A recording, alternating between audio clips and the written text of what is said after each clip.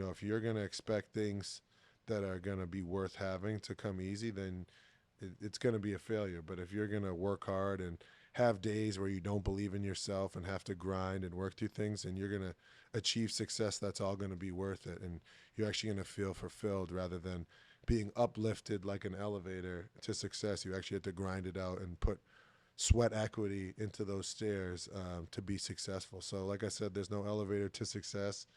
You have to take the stairs. The harder you work, the better it's going to feel when you achieve success.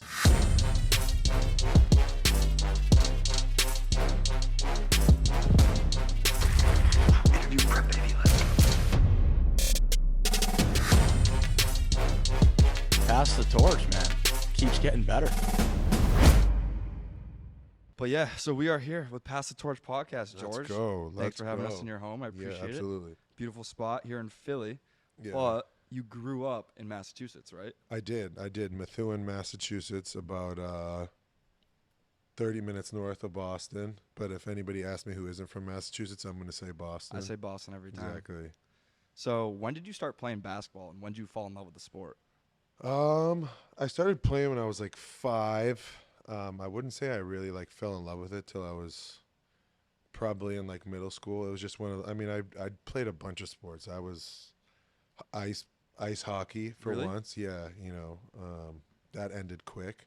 But soccer, lacrosse, baseball, you name it, I was doing it. But obviously, basketball kind of took precedent when I was that much bigger than everybody else in both ways, like this way and this way.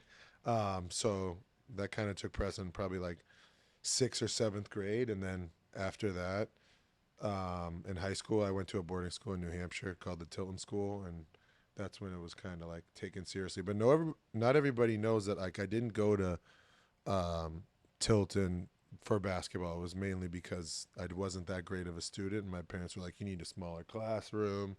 You need more attention to detail. And it was the best thing for me. And then after my 9th grade year, basketball was kind of this is what I want to do, at least for the foreseeable future with college and stuff like that. Right. So you get to Tilton, and did you just play basketball? Because I do think it's important for Yeah. kids to play multiple sports, right? It makes you well-rounded, both on the field and off, learning to cope with different teammates and things like that. Yeah, no, I mean, especially, the prep school deal, there's a lot of different hats you have to wear, especially if you're playing different sports.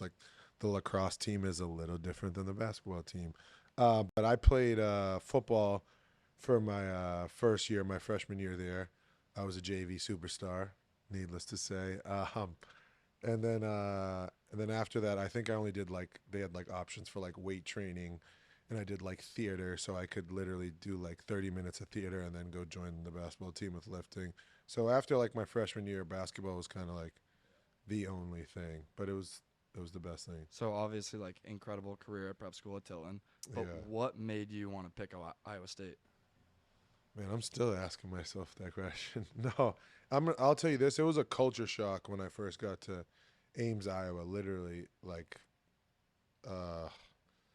driving on the highway where we're from, you're used to seeing all types of things on the side of the road. When you only see cornfields as far as you can see, you're like, what the heck did I just get into? But long story short, Fred Hoiberg was recruiting me, the only high major head coach to offer me a scholarship.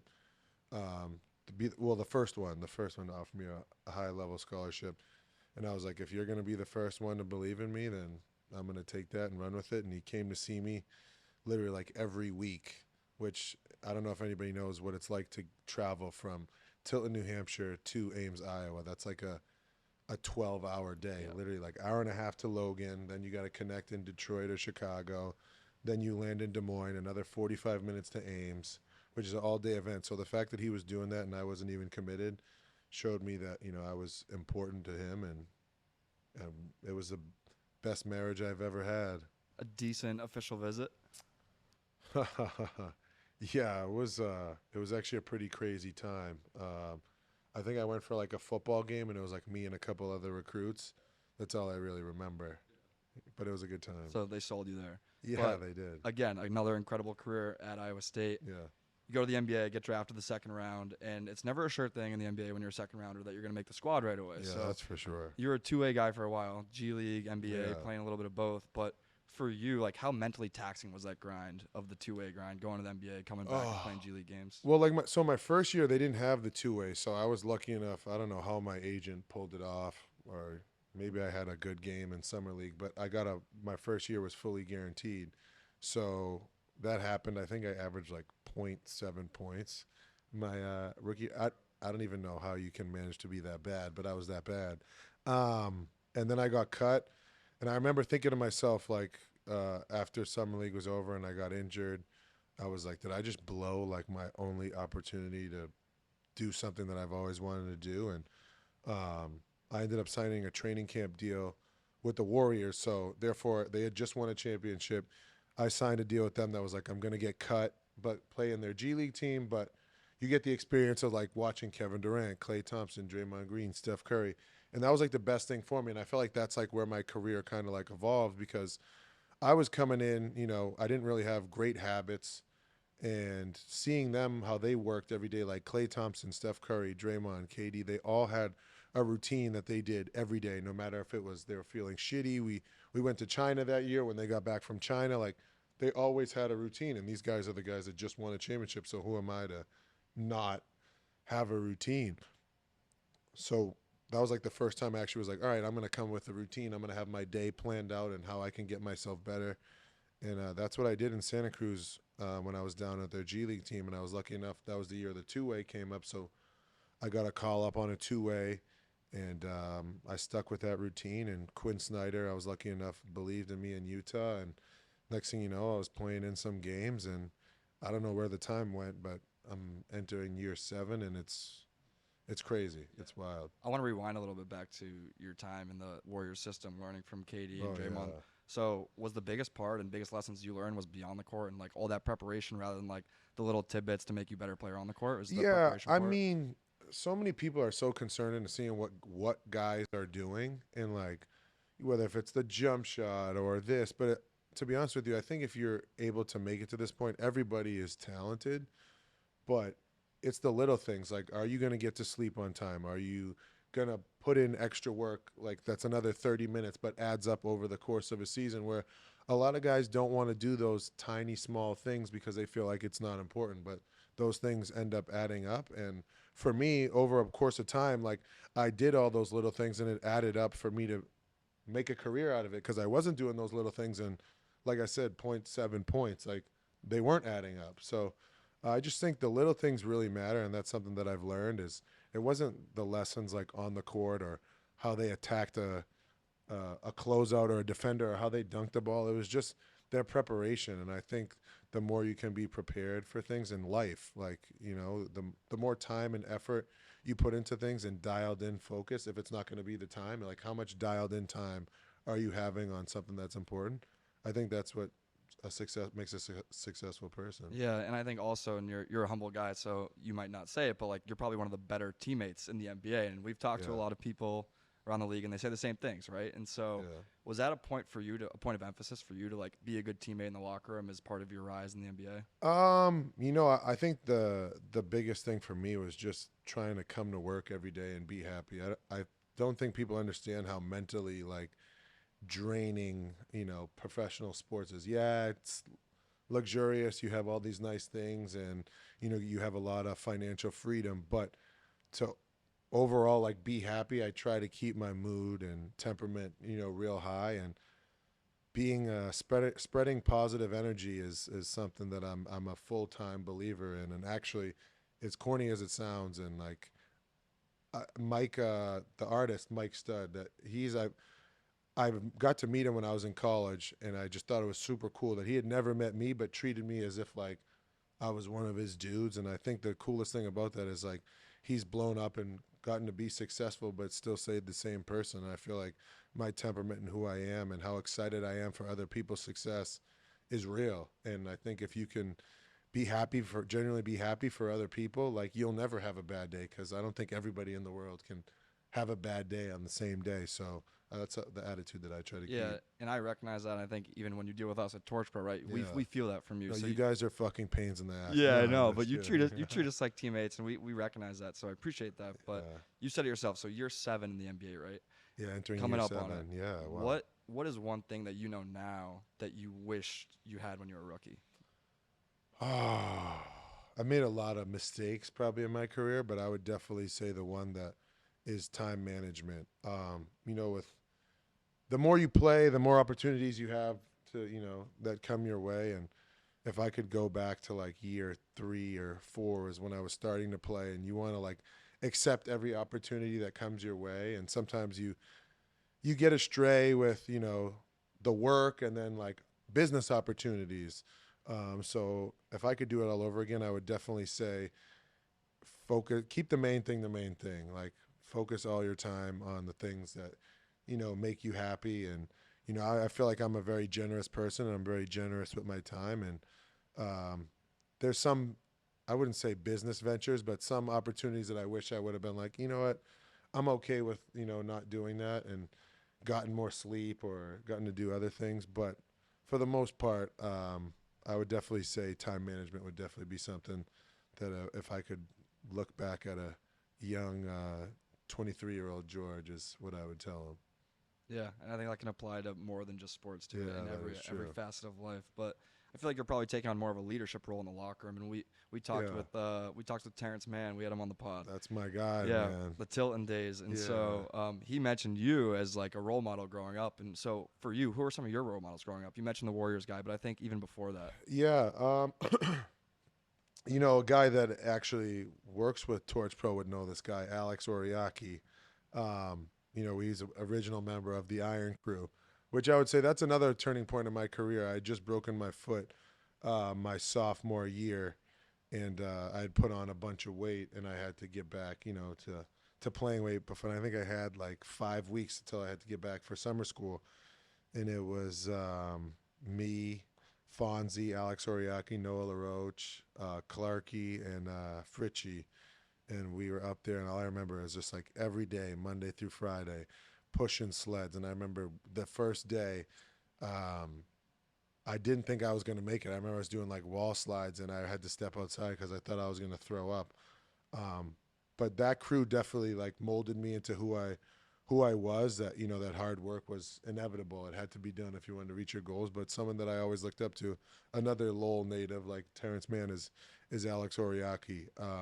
You know, he was when I came into high school, he was committed to play at UConn. UConn was like a top 3 program in the country at that point, and just took me under his wing. Was always gave me advice. He always had these like stupid, I wouldn't say stupid quotes, but quotes that like would stick in my head. He'd be like, um, you know, to live like anyone else, you got to work like nobody. Like just like stupid stuff that he would say when I was like dead exhausted and didn't want to hear anything from anybody. And I would say he kind of instilled a work ethic in me at a young age. I was probably like 14 or 15. That why not you? Why not work harder than the next guy? Like it's just work, and that's really what it's come down to. And I'm about to be 30 next summer, and it hasn't failed me yet. So Right. Year 7 doesn't come easy, and I think like a lot of fans like take that part for granted. Like they think it just happens for athletes, yeah, right? But no, for sure. there's a lot of day-to-day grind that goes into that Yeah, that no. people don't But see that's behind cool the that scenes. Terrence Mann said that. Did he really say He that? did say that. I'm not I'm lying. gonna have to send him a nice text. Yeah. Maybe a bottle of wine. Yeah, there you go. He's a great guy too. No, he's great.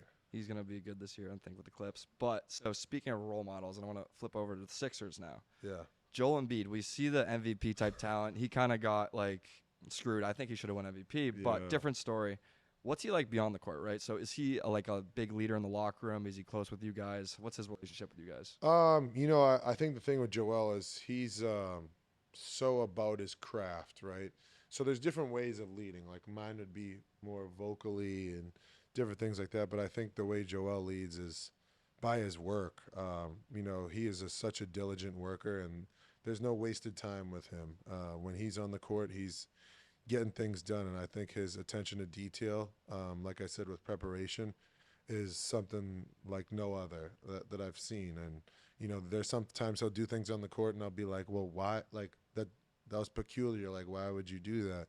And then he'll break it down and explain to you, like, I'm trying to get this guy to go here, and it's like this guy is playing a game, which is hard enough to be in shape and make things happen, but he's playing like a chess game within the game, and I think that's super special. But he is our leader. We go as he goes. He's a dominant force. And I think he's evolved, since having a child, you know, of being that leadership figure that we need to win a championship. And last year I got to see him grow from what I've heard about him, and I can't wait to see his growth I this year. I think he's on the similar vein of positive vibes only. I feel like He is. from He what I see. he loves to go weekend go. Know who else loves to go weekend go? James Harden and Tobias Harris and Tyrese Maxey. So I can't wait to fire those up here in a couple. I think the couple entire weeks. city of Philadelphia appreciates the Go They Weekends do. Go. They do. It's a theme song. So for you, like staying on that theme of Go Weekend Go, when was it important for you, or why was it important for you to kind of invest time in that and invest time in showing your personality beyond the court? Because for me, like I know you as now, and like you're like that, right? But Yeah. I think a lot of teams you played for, those fan bases might not see that side of you. So Right. why was it important for you to invest that time in your personal brand? I think why I fit well in with Philadelphia is I don't think I'm any better than the next person, and sometimes that's a thing with professional athletes. Like I could be a guy out on the street with the rest of these people, dedicated fans here. That kind of just fit the mold. And that song, when it came on, I remember the Red Sox were in the playoffs, and you queued up a crazy video. I don't Yeah. know if we can bring that up or It's throw that on the it's a screen. rated R podcast. Yeah, We'll bring exactly. Where like you were just, I woke up one time and it was Friday, and the Red Sox had a game that day, or they had the game before, and we were getting ready to go into the weekend. And as you know, as a working citizen, as am I, that we look forward to celebrating yeah, the we do. weekend. So when Monday through Friday, you're grinding, and then when Friday finally comes, you want to enjoy the weekend. So when I saw you, chirping other players, Yankees. yeah, the Yankees, As and you the- would have done as a Red Sox yes, fan. in the bullpen, and then the adult beverages, shirt head, off, swinging around. swirling it. I was like, you know what? There's a part of me in that. So my videos are a little PG rated, but I just think it's the vibe, it's the energy that it gives off, and you can kind of relive the moments of the week, and it's catchy. I love is. it. I'm what- glad that we could partner up and do that. Yeah, one of my favorite parts of my job at Torch Pro is being a small part of those productions. No, you're a huge part. I'm just We happy got you behind let the me. scenes You, that fi- cooked you those finally up. let me on your podcast But- after me begging for 3 months. Yeah, but my favorite part about the series, it's authentic to you, right? Yeah. So that I think that's important for any athlete that dives into the world of media and wants to show themselves beyond the court and who they are. It's like you got to be authentic to who you are. Yeah, and that's the crazy part is like I feel like if we did any more planning, it wouldn't be authentic because like I'll be on the court sometimes and like run to the corner and someone on the bench will be like, "It's Friday," and I'm look back like I don't even know you, but now we're somehow connected. But I get a ton of compliments about him, so that is all you guys. I just fire him up with a couple crazy quotes I'm next to excited him. to keep so, those going. I yeah. saw we were out to dinner in Philly over the weekend. There's a bar called Friday, Saturday, Sunday. I'm gonna assume that was named after you. I'm Oh like, yeah. yeah. You didn't know I'm invested in that? No, I'm kidding. That'd be sweet. That'd But be we have a awesome. good batch Yeah. coming this upcoming season, so stay tuned on Yeah, I Georgia's love socials. that. Yes. Well, that's awesome. And so I want to go back to you on the court though. So you had a great season last year. I think you Yeah. set the record in Philly for the most threes made off the bench. Is that Yeah. is that a right stat? I think that is. That's the I right think stat. that So is, yeah. what is it about this team or this city that makes you so confident on the court? I think the evolution of my game coming to Philadelphia was, Doc Rivers did an amazing job of believing in me and letting me be me and grow into who I was meant to grow into. Not saying that didn't happen in Utah, but, we had other pieces that, didn't really fit to allow me to, be that. But with that being said, Doc, helped me grow into the player that I was, whether that was telling me to be more aggressive or adding more to my plate to what I had to do as a player. He allowed me to do that, and I'm super thankful for him, for that opportunity. And obviously, the Philadelphia fans are like none other, to say the least. And but I get it. Being from Boston, you understand. Like we were once those fans, like, oh, such and such sucks. Like you get it. Like you want to see them do well, and when they're not doing well, you're pissed off. So I get that, and I think that gives me the confidence to realize, like, hey, I'm going to go out there and give everything I have, and I know that we talked about it earlier, the preparation, the work that I've put in is going to pay off. So at the end of the day, I trust in my work, my preparation, and good things are going to come of that. But being confident just comes from the work, like I've said. And then when you get to do it in front of fans, like Philly fans that are actually super passionate about what you do, I mean, it takes it to a whole nother level. You had to be a little nervous game one coming into Philly in front of the fans. Oh yeah, I remember coming in game one or preseason, and it's those are kind of big deals, but not really big deals. But I just remember I shot fake, turned a shot down, and passed it to the other team, and I got tipped out of bounds. And some dude stand up and was like, "How about you just shoot the fucking ball?" And I was like, "Oh shit!" And then our first game at home was like against Brooklyn. And I remember like the preseason games where people trickled in, but this one was like, I was like, damn, the popcorn is popping, and it was impressive to see what that was like. And I'm looking forward to this year because all we've done has gotten better, and the expectation has gone up. But I think all of our guys are ready for that. Yeah, I think you have to appreciate the fans' passion for things like that. 100%. Yeah, no, that's awesome. And so I do want to dive into some rapid fire questions. You can go one word, one phrase, take as long as you want, but we'll dive right in. All right. So who was your favorite athlete growing up as a kid? Kevin Garnett. Boston. Shout out Boston. And or Tracy McGrady. Really? Yeah, half and half. Tracy McGrady to start, Kevin Garnett. I'll take that answer. Favorite athlete to watch in current day sports?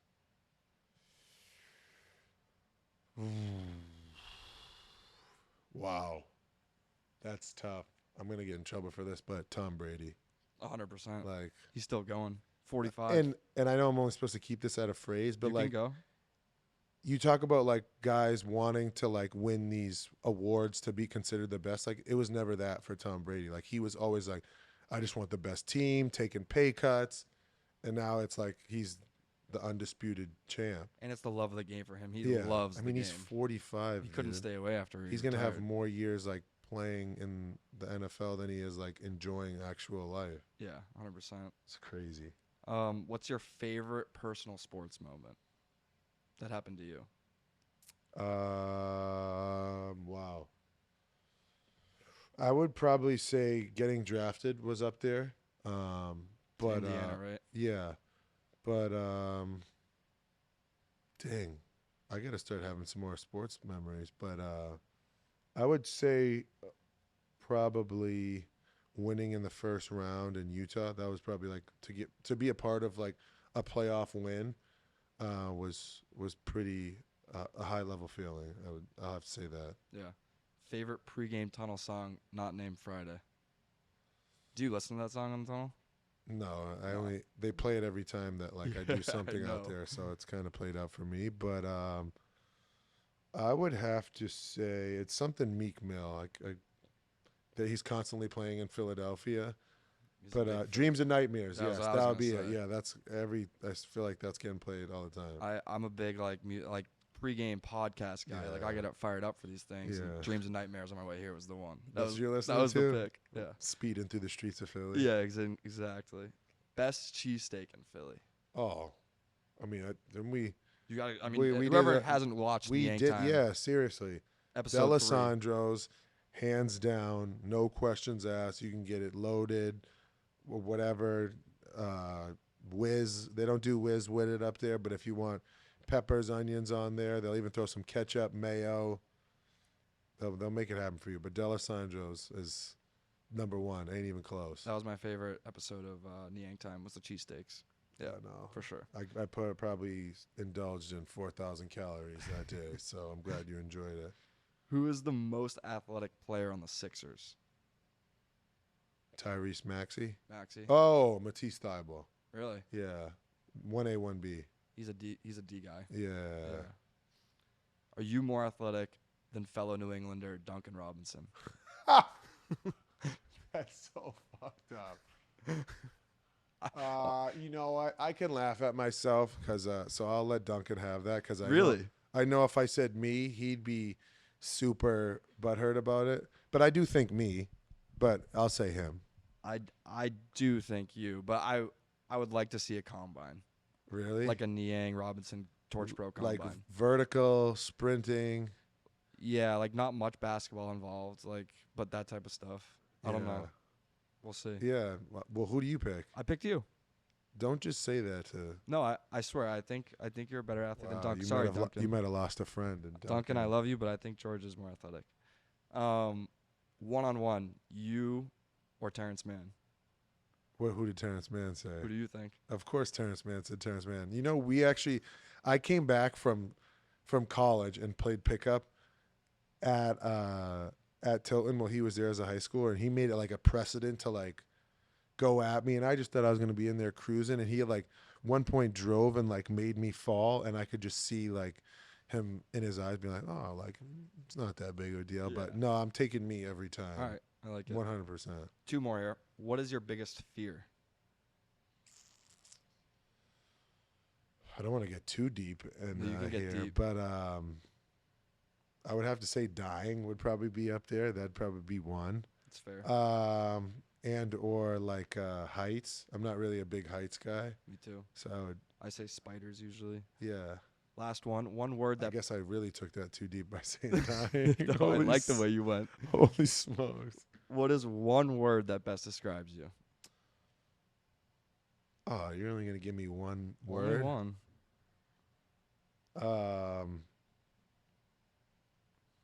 Could we mix like 3, like obnoxious, hilarious? But I'll just say outgoing, funny, I'll take. life both of the those. party, I like all those. that into You one. could say Friday. Vibes. There you go. Well, no, I appreciate your time today, George. We have one final question. We talked a lot about different themes you learned throughout your career. Yeah. But what is that one lesson that you learned throughout your career and your journey that you could pass along to the next generation, pass the torch to help them accomplish their dreams? Yeah, you know, it's a quote that I live by, you know, every day. There's no elevator to success. Like, you have to take the stairs. And I think it's self-explanatory. Like, you know, if you're going to expect things that are going to be worth having to come easy, then it's going to be a failure. But if you're going to work hard and have days where you don't believe in yourself and have to grind and work through things, and you're going to achieve success, that's all going to be worth it. And you're actually going to feel fulfilled rather than being uplifted like an elevator to success. You actually have to grind it out and put sweat equity into those stairs to be successful. So like I said, there's no elevator to success. You have to take the stairs. The harder you work, the better it's going to feel when you achieve success. Can't beat hard work. Exactly. Well, I appreciate it, George. We finally got you Absolutely. here I after know. begging. You were begging. Seriously. Seriously. Well, I Thank appreciate you. it, man. No, thank you guys for having me. Hope you guys enjoyed the show. Please subscribe to our YouTube channel if you enjoyed the content. There's plenty more Pass the Torch episodes, along with other podcasts we got going on and video series we do. So subscribe, and we'll see you later.